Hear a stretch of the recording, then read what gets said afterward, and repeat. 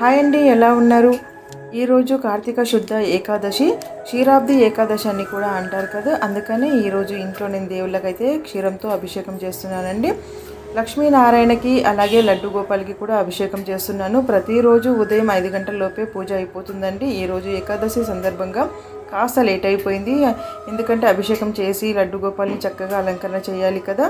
అందుకని కాస్త టైం పట్టింది.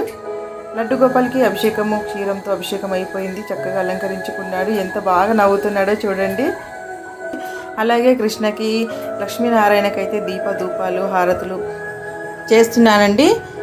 కార్తీక మాసం ఉదయాన్నే ప్రతిరోజు 5 గంటలకి దీపాలు వెలిగించుకొని ఇంట్లో అగరొత్తులు, దీపాలు, గుడికి వెళ్ళడాలు అసలు ఎంత బాగుంటుందో. ఈ మాసం అంతా అట్టే గడిచిపోతుంది కదా. ఇంట్లో అయితే చక్కగా అలంకరణ అయిపోయిందండి.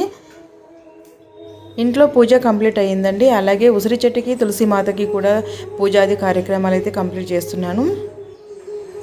ఈ మాసమంతా చాలామంది శివకేశవులను ఆరాధించడము, తులసిమాతను ఆరాధించడము, అలాగే ఉసిరి చెట్టు కింద దీపాలు వెలిగించుకోవడము, బ్రహ్మ ముహూర్తంలోనే గుడికి వెళ్ళడాలు ఇవన్నీ చేస్తుంటాం కదా. వీటన్నింటితో పాటు మనం కంపల్సరిగా చేయాల్సిన పని ఇంకేదైనా ఉందా అంటే అది భగవంతుని స్మరణ చేసుకోవాలండి.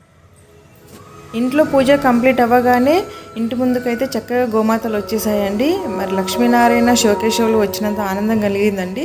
వాటి కూడా కార్తీక శుద్ధ ఏకాదశి సందర్భంగా గోమాతను కూడా సేవ చేసుకుంటున్నాను.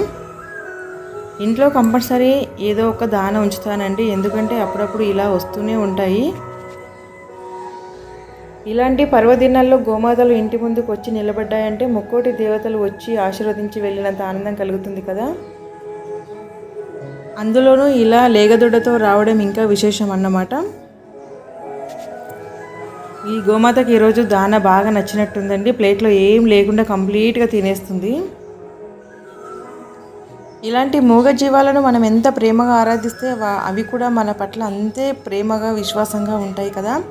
అది నాకు ఏదో చెప్పాలని ప్రయత్నిస్తుందండి, నాకు అర్థం కావట్లేదు. పక్కన ఉసిరి చెట్టు, తులసి చెట్టు ఉంది కదా, దానికి అవి తల వంచి నమస్కరిస్తున్నట్టున్నాయి. నాకేమో అక్కడ ఇందాక దీపం వెలిగించాను కదా, వాటికి ఎక్కడ చురుకంటుతుందోనని కాస్త భయం వేసింది. అందులోనూ ఉసిరి చెట్టు కూడా చాలా చిన్నగా ఉంది కదా, ఇరిగిపోతుందేమోనని భయం వేసింది. కానీ అవి చక్కగా నన్ను ఆశీర్వదించి వెళ్తున్నాయండి.